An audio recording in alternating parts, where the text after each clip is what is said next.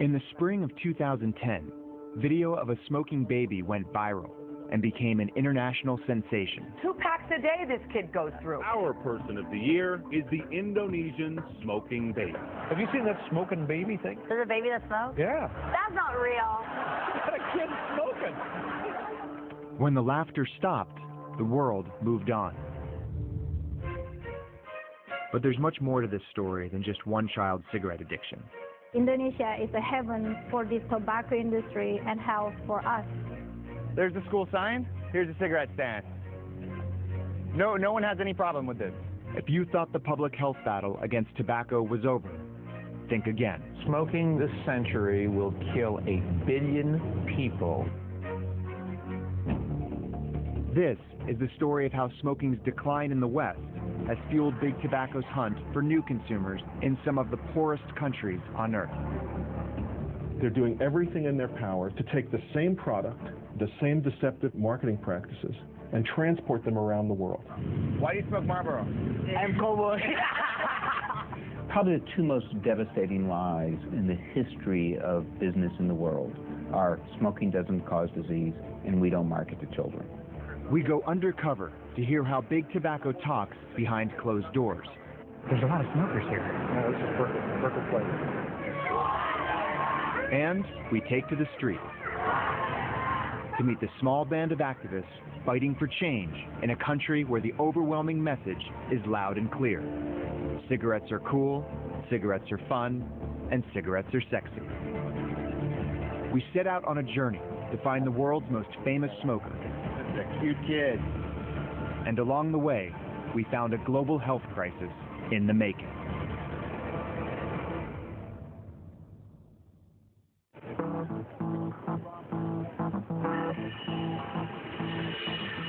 In Times Square, in the heart of New York City, you find advertising for just about everything. But there's one product that's conspicuously absent from the bright lights and flashy billboards. Cigarette advertising has been all but snuffed out in the United States. Yeah, can I get back a Marlboro Red? Now, in the interest of full disclosure, it should be known that I haven't actually bought a pack of cigarettes since I was 15. Now, how much does that cost these days? $12. $12. Yeah. Quite a lot. Yeah. You heard right. A single pack of smokes will set you back a whopping $12. New York City is now the most expensive place in the country to buy cigarettes. So what did these used to cost? $6 when I opened the store. It was $6 when you first opened the store. Now they're twice the price. $12. Yeah. That's due largely to a hefty sin tax, levied in recent years by both the city and the state in an attempt to strongly discourage consumers from smoking. Has it hurt business at all? Oh yeah, lots. Before we used to sell like 3 cartons a day, now hardly 1 carton we sell. Just because it's so expensive? Yeah, that's why I put a TV on now. So you got something to do? Yeah, that's it, keep me busy.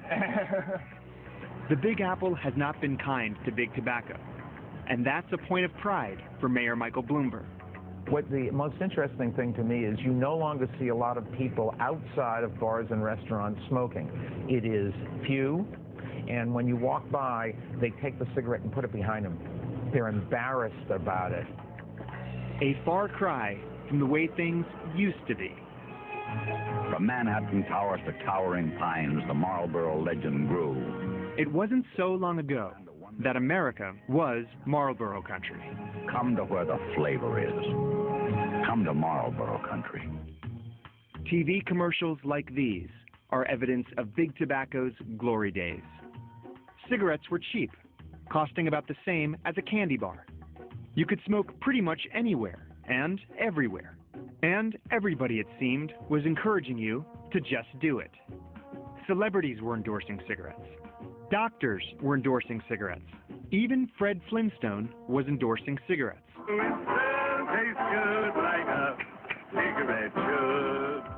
In the early 60s, nearly half of all adults in America smoked.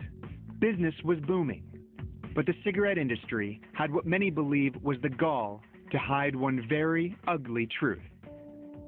It is the only consumer product which, when used as intended, will kill half of its long-term customers. Cigarettes are eating you and your kids alive. I have no fingertips. I chose to smoke. This is more indicative of how smoking is portrayed in America today. These graphic images are part of an in-your-face anti-smoking campaign launched in 2006 by New York City's Department of Health. You're one cigarette closer to cancer. The evidence would suggest the campaign is working. Today, 50% fewer kids smoke than smoked 8 years ago. Just think about that. It's an amazing statistic. In 2007, the smoking rate nationwide reached a 40-year low. But a global health crisis persists. In fact, the threat is greater than ever.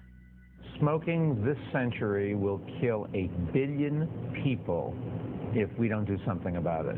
It is the single biggest killer and the most preventable killer. 1 billion deaths, and nearly 80% of those deaths will take place in the developing world. That's where big tobacco is headed.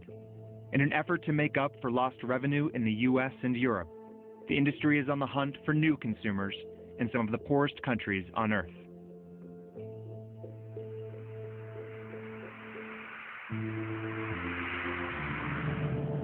For a Westerner like me, stepping off the plane in Indonesia is in some ways like stepping back in time. Every ad, just walking through on every pillar, is an ad for cigarettes. The onslaught of cigarette advertisements really starts when you hit the streets. The kind of marketing that has largely disappeared from the West now blankets Indonesia. In my hotel room, I turned on the TV, and for the first time in my life, I saw a cigarette commercial. And then I saw dozens more. Ad after ad, tying cigarettes to images of independence, adventure, and most of all, youth. The ubiquity of cigarette ads is not limited to the capital city of Jakarta either. Just going down the road here, there's no escaping it. It's everywhere. Even on the dirt roads of the country's many rural villages, it's the one aspect of the Indonesian landscape that remains constant. Hampir 99% penduduk kita sini perokok. Rudy Baihaki works for Child Protective Services in Sumatra, the same island that this little guy calls home. The infamous smoking baby. 40 cigarettes a day. You know what would get the kid to cut back on cigarettes? It's a lesser-known treatment called don't give him any. While many saw humor in 2-year-old Aldi Rizal puffing away like an old pro, Rudy was horrified, and he headed straight for the village where this video was made. What was your initial reaction when you first saw Aldi smoking? Kesal, marah, campur aduk lah semua. So we're sitting here, there are kids around us everywhere. How easy is it for them to get cigarettes? Sangat mudah. Too easy. Sangat mudah. Dek, belikan rokok sana, Dek. Mil ya, campur 6 mil.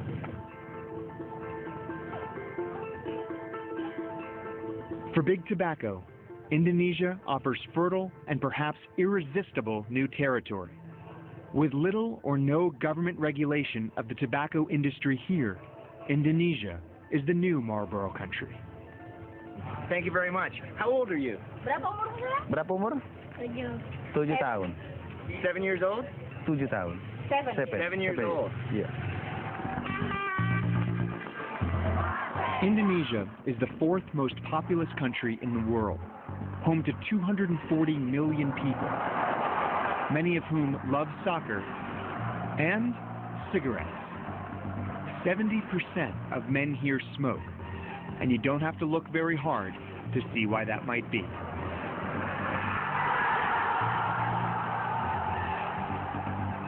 In a country where soccer is king, the nation's professional league is officially sponsored by JARM, one of the nation's largest cigarette makers.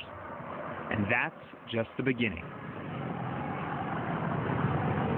So if you can see, this is one of the busiest streets in Jakarta, and that is a huge banner of promotion.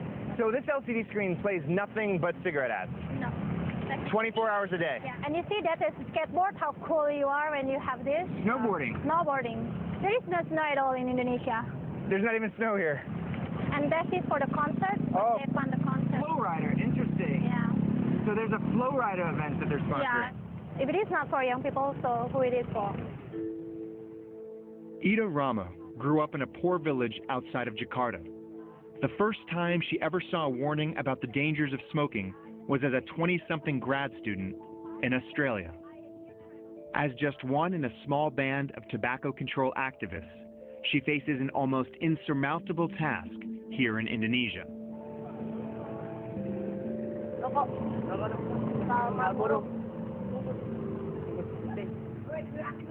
Free from many of the regulations and restrictions that have stifled its efforts in the West, the tobacco industry's aggressive marketing in places like this is clearly paying off. 1 in 4 boys here, between the ages of 13 and 15, now smokes. How long have you guys been smoking? 3 years ago? All right, so when you were 13. So you all started when you were 13 years old. What kind of cigarettes do you smoke? 10 miles. 10 miles and Marlboro. What kind of person smokes 10 miles? Why do you smoke Marlboro? I'm cowboy. All right, we got a regular Marlboro man over here. Anyone can buy, even a child, there is no rule. A child can buy 1 cigarette from anywhere very easily. In fact, most street vendors here sell exactly that, single cigarettes, for as little as 5 cents each. Who buys these? Who comes in and buys just 1 cigarette? Ya aja mas, nggak apa-apa. Anak muda. School children. School children. So do you want to see the school? Sure, yeah. That is the school and this is the school sign. So he's literally right in front of the school. That's right. And that is the advertising. There's the school sign. Here's the cigarette stand. No one has any problem with this. No? In the U.S., like most countries around the world, it's illegal to sell tobacco products to children under 18. In Indonesia, no such law exists. When our elementary school student can smoke, there is no control. When a 5-year-old boy can smoking, there is no control. When babies can smoking, it means there is no control. We have to do something.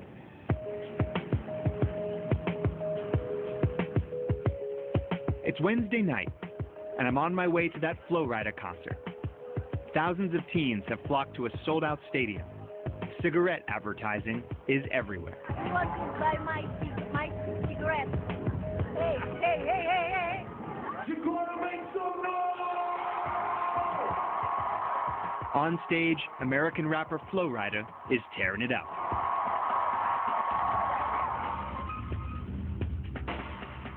Flow Rider is now just one in a long list of international artists who have made thousands of dollars performing for Big Tobacco.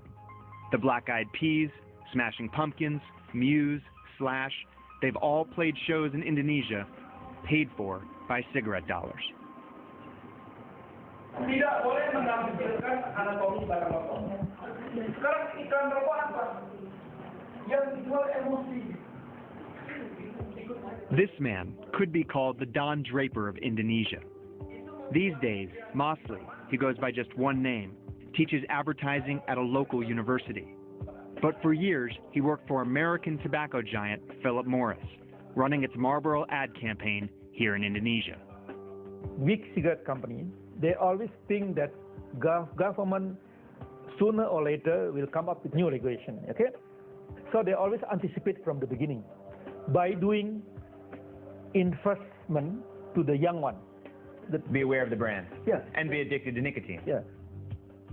20 years ago, in the U.S., in response to increasing public pressure, Big Tobacco promised to stop targeting minors, even saying goodbye to 2 of its most beloved mascots. Gone was Joe Camel, a cartoon-like character accused of subversively targeting young consumers. And, perhaps most striking, after more than 40 years of service, Philip Morris retired its iconic Marlboro Man. Mosley is frank, though, about who the industry continues to target in Indonesia. As a former ad guy who used to market for Philip Morris, who was your primary target? Young one. Young one. What age? Let's say unofficial, 14 plus. Official, 18 plus. Okay, but unofficial, 14 plus. Yeah. Yeah. Got it. Unofficial. Unofficial. You know what I mean, right? In 2005, the Marlboro men of Philip Morris paid nearly $5 billion to buy one of Indonesia's largest cigarette companies, Samporna. Since then, one of Philip Morris's top priorities has been promoting Samporna's A Mild brand, with its not-so-subtle tagline, "Go ahead." Philip Morris now spends more than $200 million a year on marketing in Indonesia. According to the company, not $1 of that budget is specifically earmarked for attracting young smokers. In the marketing practice section on your website, it states, Right. We do not market to children or use any images or content that might appeal to minors. Right. Would you say that all of the events that Philip Morris sponsors in Indonesia follow these guidelines? I'm not familiar with all of the events, but I do know what our guidelines are for events. And our premise globally is that, we don't market to kids, and that goes to music events as well. Which is why we try to take great care to make sure that these events are only limited to adults. Do you have to leave me? Why don't you just kill me? That sounds like a dubious claim when you consider that one of the company's most recent marketing efforts is a television series called A Mild Live. Go ahead, be the spotted one, because Wanted is back. It's the Indonesian equivalent of American Idol. Each week, these wannabe rock stars compete against each other to be named the country's hottest new band. Not only are the shows attended by thousands of young fans, but more importantly, from a marketing standpoint, these events are seen by millions of viewers on national TV, all with the ever-present A Mild branding on screen. When you look at something like the A Mild Live show, how can you say that that doesn't possibly appeal to minors? I think at the end of the day, the only people who can actually participate in these events are people who are adults. So no, this is not targeted at children in any way. It's an adults-only event. When I watch these concerts, I've seen they're advertised on TV, they're broadcast on television. When we run music events here in Indonesia, it's intended for adults. It's intended to be something that we can give to our adult consumers. When we go through the streets, we see billboards everywhere. One brand particularly sticks out, and that's A Mild. The tagline is "Go ahead." Go ahead. Okay. Yeah, no, I have seen that one. Yeah. Do you know what that means? I don't. I must admit, sorry, but I can try to find out if you want. Yeah. My first impression of it is "Go ahead, pick up a cigarette." I don't know. Well, I'm assuming that's not it, but okay. But no, I don't know. Sorry. Probably the two most devastating lies in the history of business in the world are smoking doesn't cause disease and we don't market to children. We are against a wall, a tyranny who has a lot of money, who can do anything with their money, but they can't shut up our mouth to saying to the people smoking is not good for you. They don't have enough money to close our mouth to say that to our people.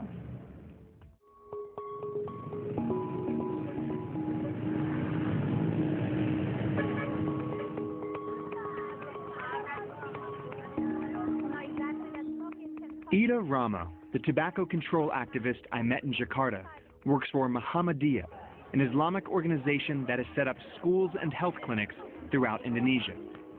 Today, Ida is speaking to teenagers at one of Muhammadiyah's schools about the dangers of smoking. Jadi itu yang ada di paru-paru kita. Dan nggak cuma untuk smokers kita, kalau ngisap asapnya, kita pun kena. When I see a room full of students, I feel they are my future. Berubah, tapi udah susah, udah ketergantungan ibaratnya. By the time you get addictive, just like him, it's hard to stop. Her message is similar to what students might hear in health classes in America. But there is one very big difference. Unlike the U.S., where for decades there's been consensus about the corrosive health effects of smoking, in Indonesia, there's still debate. Terima kasih atas kedatangan teman-teman semua. Ida has come to the offices of Indonesia Corruption Watch, a government watchdog group, for a highly anticipated press conference. At issue, a clause in a 2009 health bill that labeled nicotine an addictive drug. That clause was mysteriously removed from the bill the night before the Indonesian president was due to sign it. Intervensi industri rokok terhadap regulasi masalah kesehatan dan khususnya masalah rokok tidak akan pernah berhenti. It's widely believed that the tobacco industry coerced 3 members of parliament to delete the clause out of fear it would lead to stronger restrictions. It was allegedly the second time the industry had interfered with legislation that would have labeled nicotine addictive. Oleh industri rokok sehingga itu merupakan kemenangan industri rokok waktu itu. Do you believe nicotine is not addictive? I believe nicotine is not addictive, yes. Even after Big Tobacco's deceptive practices were publicly exposed in the West at these congressional hearings in 1994, I believe with nicotine it's not addictive. it is still using the same tactics today in places like Indonesia. They simply tried to inject doubt into the public debate on, is nicotine addictive or not? Doubt becomes an agent of delay, and delay means selling more cigarettes and ultimately killing more people. I agree that tobacco is not good for the health, but still I demand for the justice for those that depends on this industry. Parliament member Eva Sundari represents a tobacco-growing region of the country and frames the smoking debate very differently. For her, it's all about protecting jobs. Why these doctors, why these campaigners never bring up this issue? They also say, stop smoking, stop smoking, stop smoking. Nationwide, Big Tobacco employs some 600,000 farmers and production workers, while taxes on cigarettes also bring in roughly $7 billion a year for the government. It's good for the economy and there's a lot of money being generated, but people are dying, aren't they? Yes, yes. But some millions of lives depends on this industry's tobacco.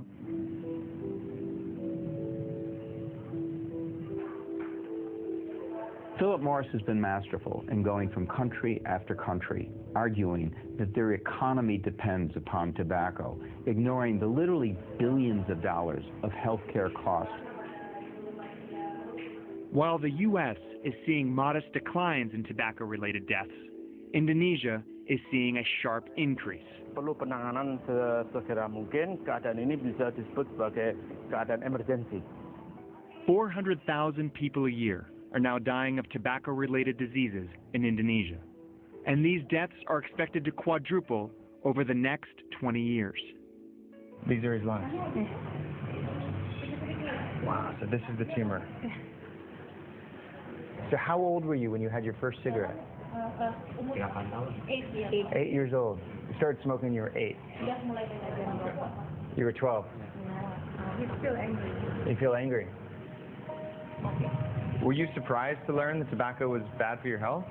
Yang jelas saya belum tahu ya, karena banyak orang pada Indonesia yang mencoba itu enak, jadi saya pun itu saya harus pemerintahnya tercontoh seperti orang yang cak ini dilihat dulu.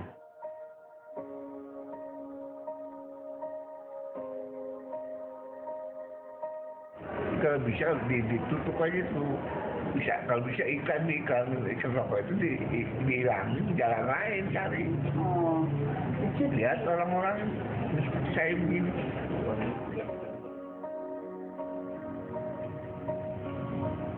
In a developing country like Indonesia, smoking not only damages the nation's health, it also contributes to poverty. These guys make about $3 a day and spend $1 of that on cigarettes every day. If they're not smoking, they feel sour in their mouth. Do you ever want to stop smoking? Yeah, they want it to stop. When Ida was a teenager, her father was forced to choose between cigarettes and sending her to school. So your father was spending more than half of his salary on cigarettes? That's why he stopped. Can you imagine if my dad didn't stop smoking? I just feel I'm quite lucky. So kita mau ngerubah industri tobacco yang gede gitu, mau ngelarang mereka iklan, susah. Tapi harus melakukan sesuatu, kita nggak bisa diam kalau ada sesuatu yang salah. That's why I'm very focused with this work, because I want Indonesian children also go to school for our family good and for the next generation. Terima kasih, Bu.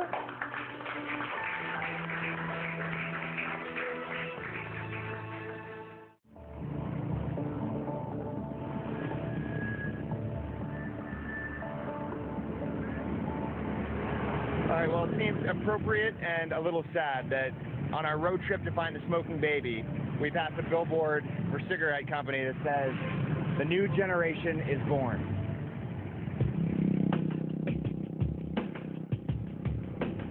Tell me a little bit about where we're going. Ini kita ke arah Sungai Lilin. Harapan kita bisa ketemu Aldi, dan mudah-mudahan dengan kita ketemu dia, kita tahu persis. Mudah-mudahan ini nggak terjadi lagi. We're traveling with Child Protective Services worker Rudy Baihaki, back to the village where he first came to help Aldi Rizal, better known to the world as the smoking baby. What are the biggest challenges of your job? Dia sangat tidak respect sama kita. Sangat tidak peduli. Malahan kalau bisa kita harus dihapus katanya. You're saying they want to get rid of your job, the guy who's in charge of child welfare? Bukan cuma posisi, kalau bisa orangnya juga. Saya sering diteror. Were you scared? Nggak pernah takut saya. Kemudian saya nggak pernah berteman. Saya selalu sendiri. Karena orang nggak mau berteman saya, risikonya besar sekali. Just across this bridge lies the small fishing village that is home to the smoking baby.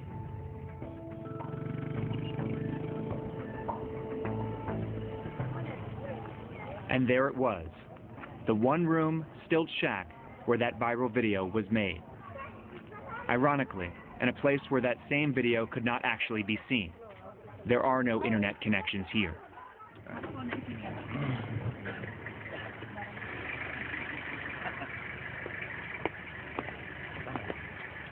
Hi. Hi, Aldi. Assalamualaikum. This is a cute kid. Ayo masuk, ayo kita masuk. Apa kabar? Baik. Ya, bro. Baik, bro. This is the kid that charms the world. One of the most surprising things about the smoking baby video is that all these parents are right there, on their front porch, watching their baby puff away. With all of the media attention, everyone around the world, watches the video of Aldi and thinks, what were the parents thinking? Juga sih kadang-kadang malu juga karena dia sampai gini. Mungkin kiraan orang ya tanpa tahu kita mungkin ada yang bilang enggak kurus atau gimana.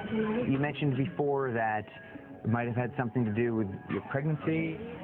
Kalau dari hamilnya sih memang saya mikirnya itu, cuman kan kalau anak-anak yang lain nggak mudah. So did you smoke when you were pregnant? Iya. How much? Berapa banyak? Kalau pokoknya sehari itu paling banyak juga setengah bungkus sih.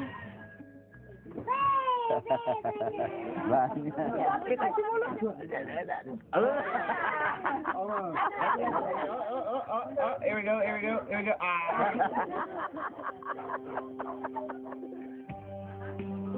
The Indonesian government was so embarrassed by the international attention as a result of the viral video that they sent Aldi and his mother to Jakarta for a month of cigarette rehab. Just a few weeks out of treatment, Aldi now seems like a normal 2-year-old. All right. With a lot of energy and a craving for attention. Yeah, it doesn't matter that it's 1,000,000 degrees outside. Oh, all right. He's buying a little slushy. Mmm. That is delicious. It's coconut. Yang mana? Today, Aldi's mom is proud to call her son one of the world's youngest ex-smokers. What is it? Don't smoke, okay? Don't smoke. Just 100 yards from Aldi's home, we found a familiar sight. Just as we'd seen next to that elementary school in Jakarta, here in Sungai Lilin. Right here it says that they're selling single cigarettes for 500 rupiah each. So you can just come in here for about 5 cents and buy one cigarette. Numpang ngobrol ya? Before we left, Rudy pointed out one last thing. Aldi's preferred brand of cigarettes. Sempurna Mil. Sempurna Miles. Yeah. So these are the ones, huh? In all the uproar about Aldi, few noted that his brand of choice, Sempurna Mild, is actually manufactured by Philip Morris. The company that gave the world the Marlboro Man has now generated a new icon. Who do you feel is responsible for all of the tobacco marketing here? Who should do something about it? Sebenarnya orang-orang yang berkecimpung di tembakau itu, kalau sekarang yang di Sampurna ini kan Philip Morris yang punya, artinya orang Amerika. Philip Morris bukan manusia, tapi iblis. What was your reaction when you saw that video? I think like everybody else. I mean, it was just shocking beyond belief. I couldn't believe it. Are you aware that he was smoking a Philip Morris brand cigarette? No, that is the first time I'm hearing that. No, I was unaware of that. But I mean, obviously, it's unbelievable that a 2-year-old can smoke. You know, it's terrible, terrible. Do you think that it kind of symbolizes a lot of what's going on in Indonesia right now? I honestly think that would be drawing the wrong conclusions. I mean, I don't think you can say because of one terrible incident, or, you know, that somehow can characterize a whole country. The fact is, though, it's not just one terrible incident. Indonesia's child services are now overseeing 5 other cases of smoking children. And videos of other smoking babies continue to surface.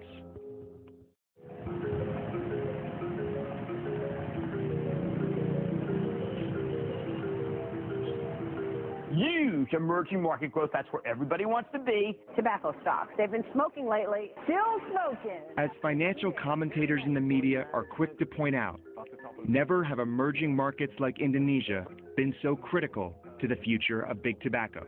The story is Asia. The story is the emerging markets. Yes, the emerging markets are doing well. We've followed 2 very good years with a good first half, and we think the year will be good. This is a company with amazing pricing power. The customers are addicted to it.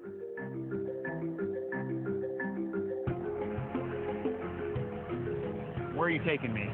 Well, we're going to see the World Tobacco Asia exhibition.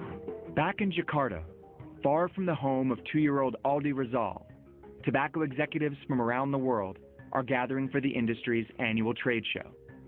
This is the first time Indonesia has been selected to host the event.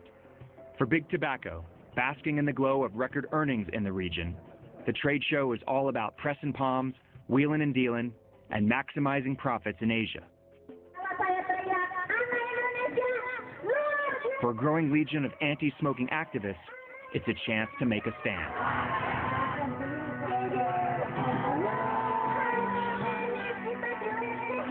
We are right outside the gates of the World Tobacco Conference. This is as far as we're letting the protesters go. Hundreds of people have gathered, all wearing headbands that say against WTA World Tobacco Asia 2010. People of all ages. It's quite a sight.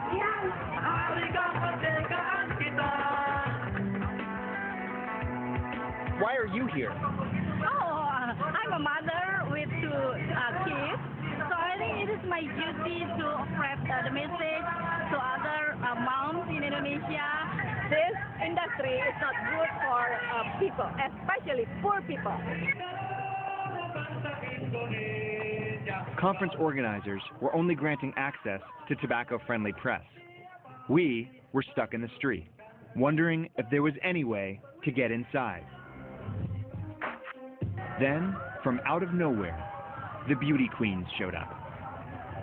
Having taken up the anti-smoking cause, several of the finalists from the Miss Indonesia pageant had arrived to confront attendees of the conference and to spread the message that the ideal modern woman is 100% smoke-free. The market is expanding now, so it's upsetting actually, and we don't want it to happen. Smoke is not really good for your health. The beauty queens decided to make an even bigger splash by heading inside, and we followed, right past security and into the convention center. It was the opportunity we'd been looking for. I slipped on a pair of glasses equipped with a hidden camera and posed as a brand consultant. We're just moving into tobacco, and I don't know that much about it. So, like, to women like a milder flavor. I wanted to hear how companies like Philip Morris really talk about selling cigarettes when they're behind closed doors. There's a lot of smokers here. And there isn't that much regulation, right? No, it's a perfect flavor. The market here is one of the few growing markets in the world, you know, for tobacco. You smoke? No, I used to a long time ago. Yeah. Everybody will quit smoking. Yeah. I'll be the first to tell you. If you're going to smoke, you might as well smoke ours, smoke the best. I also learned how the industry sometimes motivates local salesmen here in the developing world. They need food. You know, we would come up with all these little promotion items, little flashlights, little lighters, and you go back to the basics and you say, you know what, if they sell, say, 50 cartons of cigarettes, they want another 2 pounds of rice or something. After hearing about the effectiveness of rice as a sales incentive, we snuck into some of the formal presentations to see what else we might learn. At the same time, the pageanteers, along with Ida, were being escorted out of the trade show. By any measure, Indonesia is an exciting place to be if you're a tobacco executive.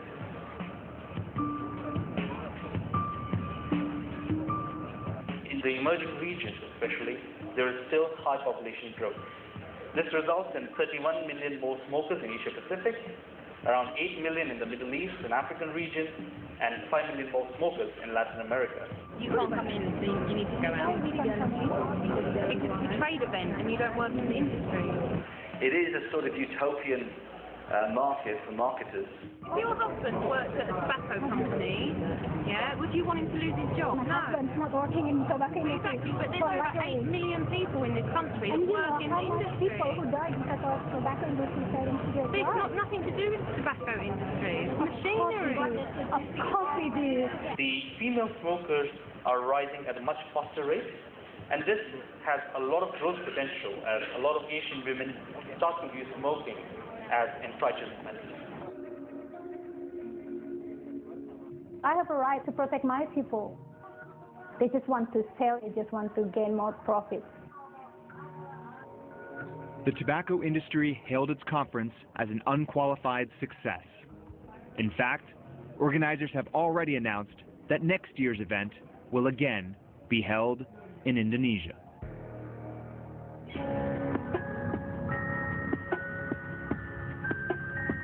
American investor Warren Buffett once described the cigarette as the perfect product.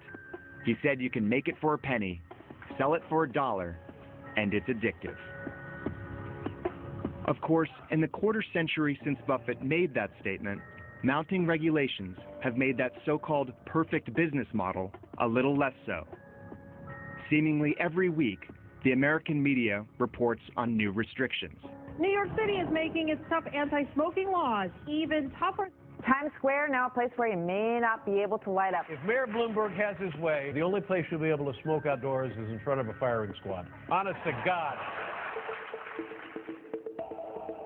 But as the grip tightens in the U.S., Big Tobacco is making an aggressive play for profits elsewhere. In the last 5 years, not only has Philip Morris targeted Indonesia, but they've also acquired companies in South Africa, Colombia, Pakistan, and Mexico. The Holy Grail? A recently inked deal to sell Marlboros in China, home to more than 1 billion potential customers. They're not going overseas to places that are like America where most people understand the health risk. They are going overseas targeting the kids I understand why the company would want to do that. You go to the people that are most likely to buy your product.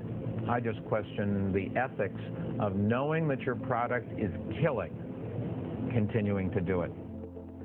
If we stop selling cigarettes here, somebody else is going to do it instead. What I think is clear that if somebody came with a cigarette today and said, hey, here's a new product, I'm going to bring it to market, would it be allowed in the market anywhere? No, it would not. It's a very harmful product, but it's here.